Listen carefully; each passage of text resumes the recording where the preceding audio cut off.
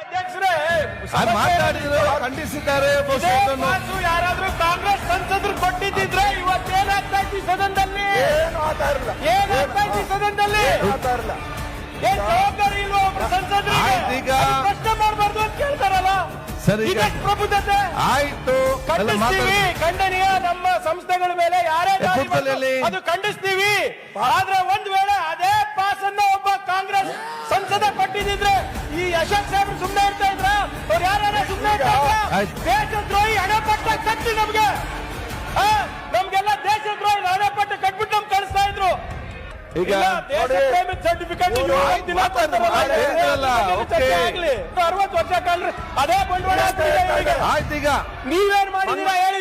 ಚಪ್ಪನ್ inch Seena ಅನ್ಕೊಂಡು ಹೇಳ್ತಾ ಇದ್ರೆ ಕೊಟ್ಟಿದಿರಲ್ಲ, ಅದಕ್ಕೇನಂತೀರಾ? ಪಾಸ್ ಇಶ್ಯೂ ಮಾಡ್ತಾರು, ಆಡಳಿತ ಅವರು 50 ವರ್ಷ ಏನಾಗಿಲ್ಲ, 60 ವರ್ಷ ಏನಾಗಿಲ್ಲ, ಅದೇ ಬಂಡವಾಳ ಇನ್ನ ಎಷ್ಟು ಮಂತ್ರಿ ಕೂತ್ಕೊಳ್ಳಿ.